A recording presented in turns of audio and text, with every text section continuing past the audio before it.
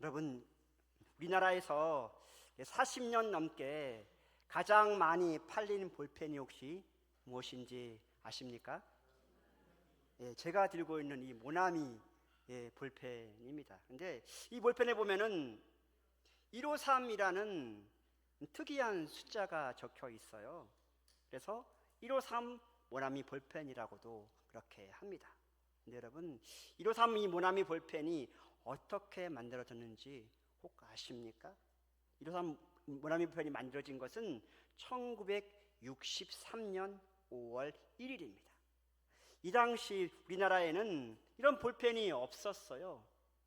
대다수의 사람들이 그 펜촉에 잉크를 묻혀서 글을 썼거든요. 이런 시대에 잉크가 담긴 이런 볼펜을 만든다는 것 자체가 참으로 놀라운 일입니다. 그런데 이 모나미 153 볼펜을 만드신 분은 송삼석 회장님이시고, 이분이 이 153 모나미 볼펜에 이름을 붙였어요. 이 볼펜을 만들 당시 회사가 상당히 어려웠다고 합니다. 부도위기에 있었다고 해요. 그래서 송삼석 회장은 이 문제를 가지고 하나님 어떻게 해야 될까요? 하나님 어떻게 해야 될까요? 이렇게 문제를 가지고 기도원에 올라가 기도하는 중에 몇 가지 회개 기도를 합니다. 첫째, 주일 성수를 안 한 것을 회개해요. 그러면서 철저하게 주일을 지키기로 결단합니다. 둘째, 돈을 많이 벌었지만 11조 안 한 것을 회개합니다. 그러면서 11조 할 것을 결단합니다. 그리고 셋째, 새벽 기도 안 한 것을 회개합니다. 그러면서 새벽 제단을 쌓기로 결단합니다. 이렇게 회개 기도를 한 후에 성경을 펴서 읽는데요, 오늘 우리가 읽었던 요한복음 22장 1절에서 14절 말씀에 큰 은혜와 감동을 받습니다. 특히 부활하신 예수님께서 부활하신 예수님이 그 말씀에 순종했을 때 그물에 153마리의 물고기가 잡혔다는 내용이 눈에 확 들어왔다고 합니다. 그래서 송삼석 회장은 하나님, 제가 153 모나미 볼펜을 만들겠습니다. 이 볼펜이 모든 사람의 손에, 아니 전 세계의 모든 사람의 손에 들려지기를 간절히 원합니다. 이렇게 기도합니다. 그리고 목표를 크게 잡고는 하나님 50억짜리의 볼펜이 팔리게 해주세요. 여러분, 파산 위기에 있는 회사가 다시 일어서는 것도 힘든데, 아니 어떻게 새로 만들어지는 볼펜이 50억짜리가 팔릴 수가 있겠어요? 도저히 있을 수 없는 그 무모한 기도를 이 송삼석 회장은 믿음으로 드린 것입니다. 근데 그가 기도한 대로 별로 멋있지 않잖아요. 이 볼펜 멋있지 않잖아요. 근데 이 단순한 볼펜인데 40년 넘게 우리나라뿐 아니라 지금 전 세계의 사람들이 이 볼펜을 쓰고 있다는 것입니다. 2005년 7월 8일 KBS 방송 신화 창조의 비밀에서 이 방송이 나가는데요, 그 이후에 아랍어권인 터키, 동구권인 폴란드에서 이 모나미 제품이 판매율 1위를 기록합니다. 정말 놀라운 일이 아닐 수 없습니다. 여러분, 이 송삼석 회장이 부도위기에 있었던 회사를 다시 일으킬 수 있었던 이유가 어디에 있을까요? 제가 보니까 5대째 독실한 그런 크리스찬 가정이었습니다. 그럼에도 불구하고 온전한 믿음의 삶을 살지 못하다가 기도원에 올라가서 철저하게 회개의 기도를 했을 때 하나님께서 그에게 회복의 은혜를 주신 것입니다.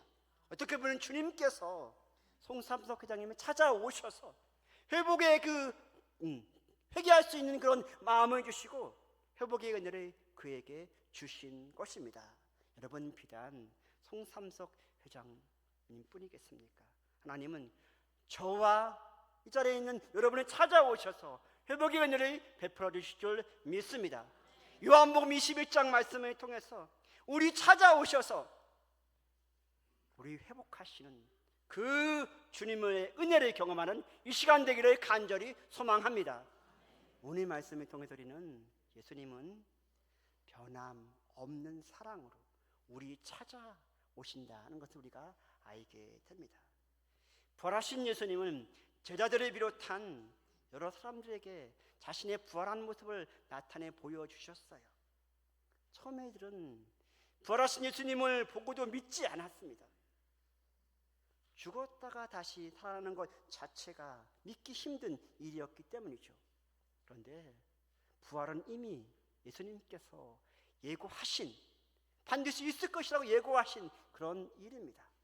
십자가 고난 받기 전 3번이나 제자들에게 십자가와 부활을 말씀하셨어요. 하지만 이들은 예수님의 이 말씀을 도무지 이해하지 못해요. 예수님이 왜 십자가에서 죽으시고 부활하시지 않은지 깨닫지 못했던 것이죠. 여러분, 제자들이 예수님의 구속 사역을 이해하지 못했던 이유는 딴 데 있습니다. 그것은 이들의 간절한 바람이 로마의 압제에서 이스라엘이 회복되는 것이었거든요. 즉 예수님께서, 그 능력 많으신 예수님께서 이스라엘을 해방시켜 주시기를 이들은 간절히 바랬거든요. 하지만 이들의 소망은 십자가 앞에서 완전히 무너집니다. 예수님의 십자가에서 죽으심으로 이들의 모든 기대가 한순간에 와르르 무너져 내린 것이죠. 예수님에 대한 저들의 인간적인 기대와 꿈이 한꺼번에 무너진 것입니다.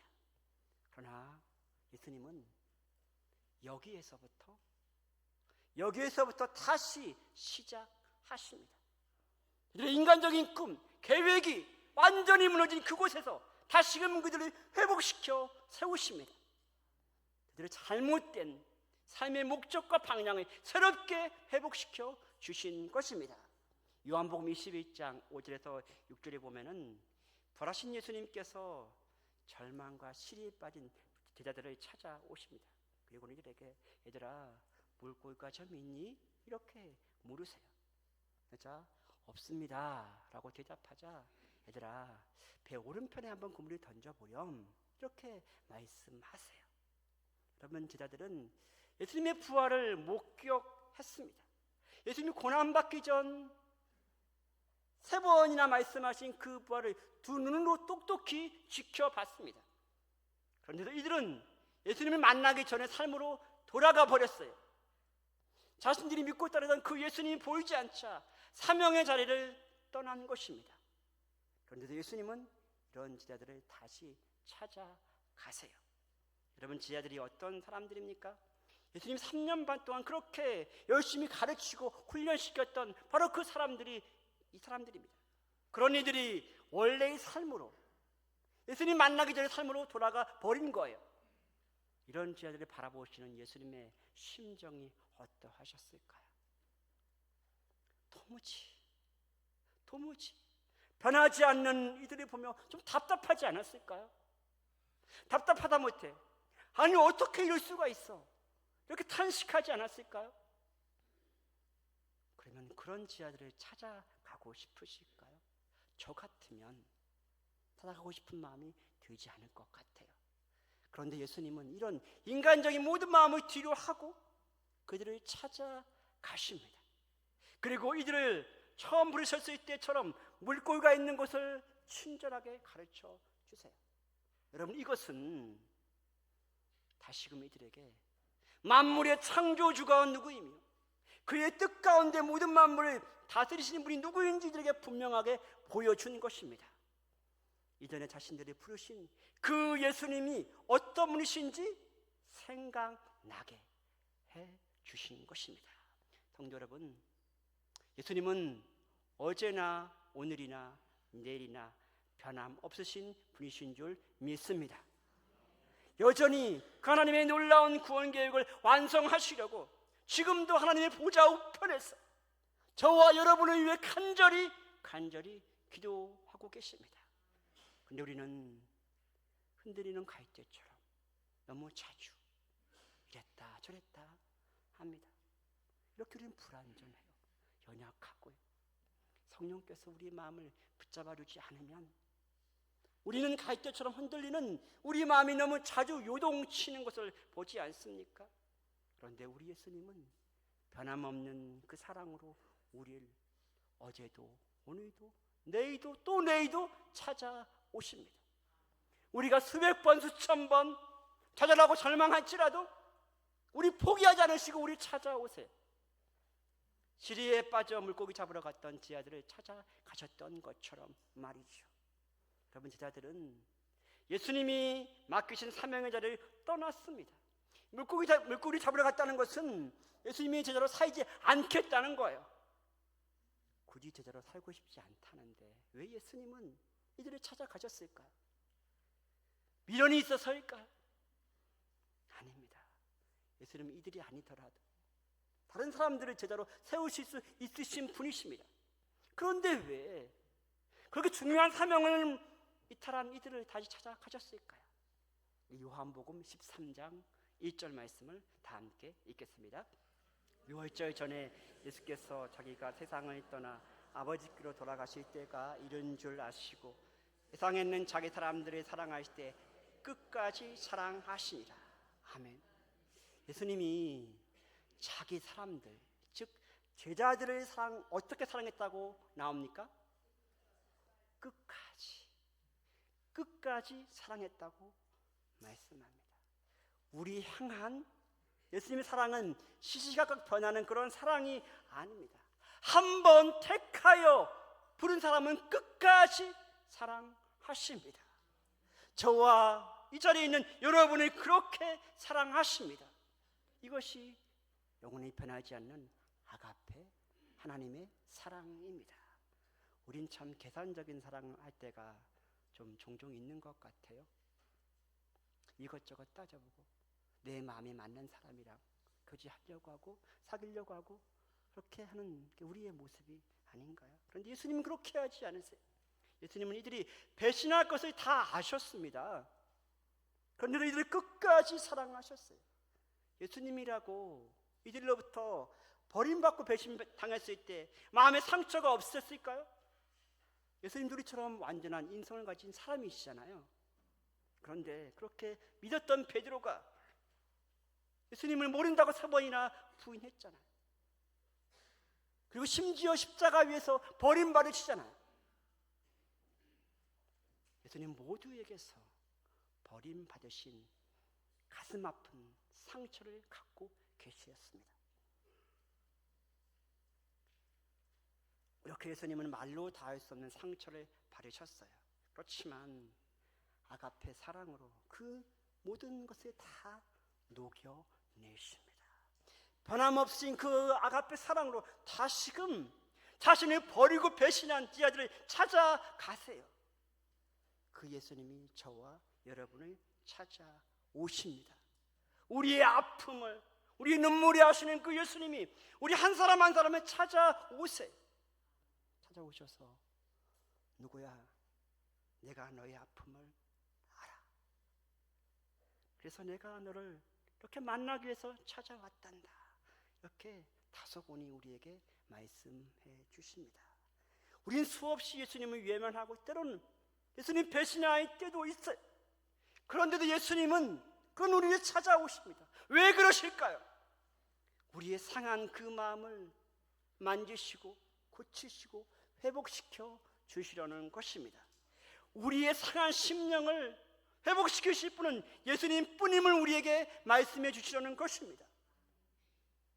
우리 찾아오시는 그 예수님을 통해 우리의 몸과 마음, 영혼이 온전히 회복되는 은혜가 지금 이 시간 가운데 있기를 간절히 소망합니다. 그리고 우리 말씀을 통해서 알 수 있는 것은 예수님은 변함없는 사랑으로 우리 회복시켜 주신다는 것입니다. 우리 다 함께 21장 15절 말씀 다시 한번 읽겠습니다. 그들이 조반 먹은 후에 예수께서 시몬 베드로에게 이르시되 요한의 아들 시몬아, 내가 이 사람들보다 나를 더 사랑하느냐 하시니 이르되 주님 그러하나이다. 내가 주님을 사랑하는 줄 주님께서 아시나이다. 이르시되 내 어린 양을 먹이라 하시고. 아멘. 부활하신 예수님께서 제자들을 오시죠. 그리고 함께 아침 식사를 하십니다. 이들이 잡은 물고기를 친히 구우시고 준비한 떡을 하나하나 일일이 나누어 주세요. 그러시면서 시몬 베드로에게 이렇게 물으세요. 요한의 아들 시몬아, 내가 이 사람들보다 나를 더 사랑하느냐? 요한의 아들 시몬아, 내가 이 사람들보다 나를 더 사랑하느냐? 헬라어 원문에 보시면 내가 아가페 사랑으로 나를 사랑할 수 있니? 하는 질문입니다. 예수님의 물음에 베드로는 저는 친구의 사랑으로 예수님을 사랑할 수 있습니다. 이렇게 대답을 합니다. 예수님은 그럼에도 불구하고 예수님은 내 양을 먹이라 이렇게 말씀하시죠. 또 다시 예수님 물으십니다. 베드로야, 내가 아가페 사랑으로 나를 사랑할 수 있느냐? 자, 베드로는 또 다시 친구의 사랑으로 예수님 사랑할 수 있습니다. 이렇게 대답합니다. 또 그럼에도 불구하고 예수님은 내 양을 치라 이렇게 말씀하시죠. 예수님 세 번째 물음에도 베드로는 여전히 친구의 사랑으로 예수님을 사랑할 수 있다고 이렇게 대답합니다. 여러분, 베드로는 예수님의 수제자입니다. 그런데 예수님을 세 번이나 부인해요. 예수님이 빌라도 뜰에서 신문을 받으실 때 저 멀찍이서 신문 받는 예수님을 바라봅니다. 한 여종이 베드로에게 다가와서는 당신은 나사렛 예수를 따랐던 바로 그 사람 맞죠? 이렇게 베드로에게 묻습니다. 그러자 베드로는 아니라고, 자신은 예수님을 모른다고 그렇게 잡아댑니다. 마가복음 14장 71절에 보시면 저주하며 맹세하며 예수님 부인했다고 그렇게 성경에 기록되어 있습니다. 그럼 베드로는 가이사라 빌립보 지방에서 예수님이 너희들은 나를 누구라 하니? 이렇게 예수님 물으시자 베드로가 대답하죠. 주는 그리스도시요 살아계신 하나님의 아들이십니다. 이렇게 대답합니다. 베드로는 12명의 제자 중에서 3명의 핵심 멤버였어요. 뿐만 아니라 그 3명 중에서 가장 으뜸가는 정말 최고의 제자가 베드로였습니다. 그만큼 예수님의 인정을 받은 제자였죠. 그런데 어떤 베드로가 여종 앞에서 예수님의 3번이나 모른다고 부인한 것입니다. 그냥 저 모릅니다라고 한 것이 아니에요.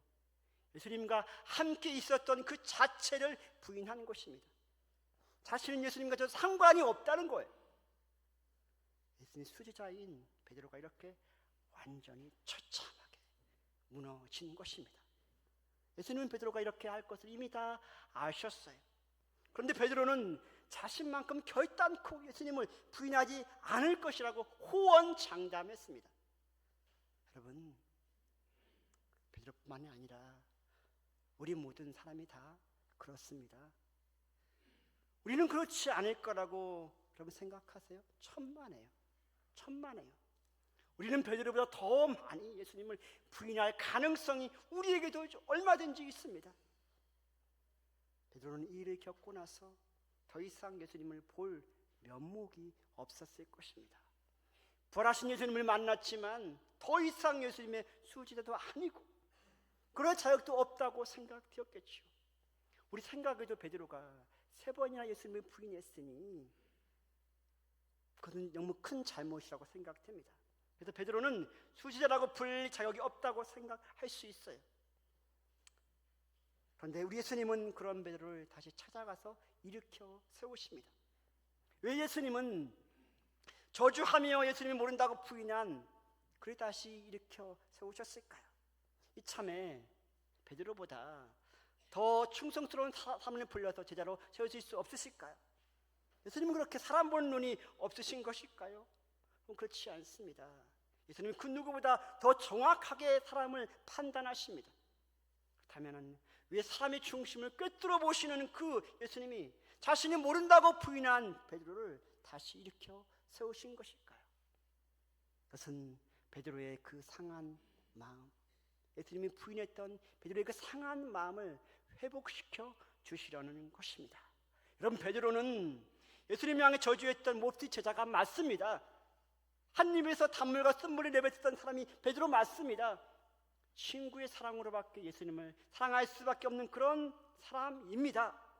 하지만 예수님은 영원히 변하지 않는 그 아가페 사랑으로 베드로를 사랑하셨습니다. 끝까지 베드로를 버리지 않으셨습니다. 3번이나 부인하고 맹세했던 베드로를 찾아가서 그를 다시 일으켜 세워 주셨습니다. 그리고는 베드로야, 내가 나를 사랑하느냐? 베드로야, 내가 나를 사랑하느냐? 베드로야, 내가 나를 사랑하느냐? 이렇게 3번 물으시죠. 3번 부인한 그에게 다시 3번 물으시고는 그를 회복시켜 주시라는 것입니다. 너는 나를 친구 같은 사랑으로 사랑할 수밖에 없다는 것을 다 내가 안다. 그러나 나는 영원히 변하지 않는 사랑으로 너를 끝까지 사랑할 거야 라고 베드로에게 말씀해 주시는 것입니다.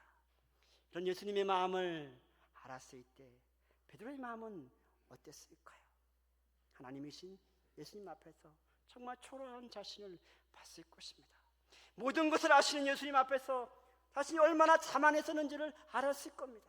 자신이 얼마나 나약한 존재인지도 알았을 거고요. 친구의 사랑으로 밖에 예수님을 사랑할 수밖에 없는 나약한 존재임을 그가 알았을 것입니다. 여러분, 우리가 이렇습니다. 은혜 받고 성령 충만하면은 예수님을 위해 불쑥이라 들어갈 것 같아요. 하지만 고난이 닥치고 환난이 닥치면 언제든지 베드로처럼 예수님을 모른다고 부인할 가능성이 우리도 얼마든지 있습니다. 여러분, 어느 누가 나는 전혀 그렇지 않을 거라고 장담할 수가 있겠어요? 여러분, 제자들은 예수님을 모른다고, 여러분, 제자들은 예수님을 따르기 위해 자신의 모든 것을 버렸습니다. 예수님을 따르기에 자신의 모든 것을 포기했어요. 예수님이 자신들의 전부였기에 그렇습니다. 그랬던 이들이 한순간에 예수님을 버리죠. 그런 유다는 은 30에 예수님을 팔았습니다. 자신들이 추구하는 꿈과 예수님의 길이 엇갈리자 바로 예수님을 배신한 것이죠. 그런데 여러분, 이 일이 예수님 당시에만 그럴까요? 지금 이 시대의 우리의 모습은 어떤가요? 예수님 믿는다고 말하면서 저마다 세상적인 욕심과 인간적인 계획을 가지고 예수님을 따르고 있지는 않습니까? 그러다가 예수님의 길과 나의 길이 맞지 않으면 예수님을 혹 부인하고 버리지는 않습니까? 이러한 잘못된 믿음으로는 주님 맡기신 그 중요한 사명을 우리는 감당할 수가 없습니다. 부활하신 예수님을 통해 우리 영혼이 온전히 회복되지 않았기 때문이죠. 주님의 일은 부활하신 주님을 만나 회복된 바로 그 사람들을 통해서 이루어져 갑니다. 사도행전이 그것을 잘 보여주죠. 능력 많고 똑똑한 사람들이 주의 일을 하는 게 아닙니다. 세상에 이런 사람들이 얼마든지 있어요. 그러나 주님은 부활의 주님을 만나 회복된 그 사람들을 통해서 주의 몸된 교회를 세워 가십니다. 베드로를 비롯한 그런 사람들이 그것을 보여줍니다. 이들은 3년 반 동안 예수님과 함께 있었어요. 함께 있었고 예수님 곁에서 예수님이 어떤 분이신지 두 눈으로 똑똑히 보았습니다. 그런데 이들이 예수님을 다 떠나가죠. 배신하죠. 버리고 예수님이 도망가죠. 다시 삶의 자리로 돌아가 버리죠. 제자가 뭐고 이젠 다 필요 없어, 이렇게 생각하는 것입니다. 자신의 사명을 다 잃어버린 거예요. 그런데 이들이 어떻게 회복되었습니까? 부활하신 예수님께서 이들의 친히 찾아가셨습니다. 그리고는 마음의 상처들을 어루만지시고 회복시켜 주셨습니다. 그리고 예수님이 맡긴 그 영혼들을 세워가라고 그렇게 부탁하셨습니다. 사랑하는 성도 여러분, 우리 모두도 이러한 귀한 사명을 감당하기 위해 부르심을 받은 사람들을 여러분 꼭 기억하시기를 원합니다. 부활하신 예수님께서 친히 여러분 한 사람 한 사람을 위해 한 사람을 회복시켜 주시기를 간절히 소망합니다. 부활하신 예수님의 능력으로 다시금 일어서서 주님께서 맡기신 그 사명을 감당할 수 있기를 소망합니다. 앞으로도 우리는 몇 번이고 쓰러지고 절망할 것입니다. 그럴 때 여러분 우리를 회복시켜주시는 그 부활하신 주님 앞으로 더 가까이 나아갈 수 있기를 원합니다. 부활하신 주님의 능력으로 더욱 강건해질 수 있기를 소망합니다. 그리하여서 주님이 맡기신 그 어린 영혼들 한 명 한 명을 말씀으로 세워나가는 주님의 신실한 일꾼들이 다 되시기를 간절히 소망하며 축원합니다. 기도하시겠습니다. 하나님 아버지, 우리가 부족한 것 아시지요. 하나님 아버지, 우리가 연약한 것 아시지요. 그럼에도 불구하고 주님, 우리는 주님을 바라봅니다. 주님께서 우리에게 다시금 힘을 주셔서 아버지 하나님, 우리가 일어서서 다시금 주님 맡기신 그 귀한 사명을 감당할 수 있도록 도와주시옵소서. 주님의 은혜를 간절히 사모하오니 이 자리에 모인 모든 주의 백성들에게 한량없는 주의 크신 은혜를 내리워 주시옵소서. 감사드리며 우리 사랑하신, 그래서 생명까지 여주신 예수 그리스도 이름으로 간절히 기도하였습니다. 아멘.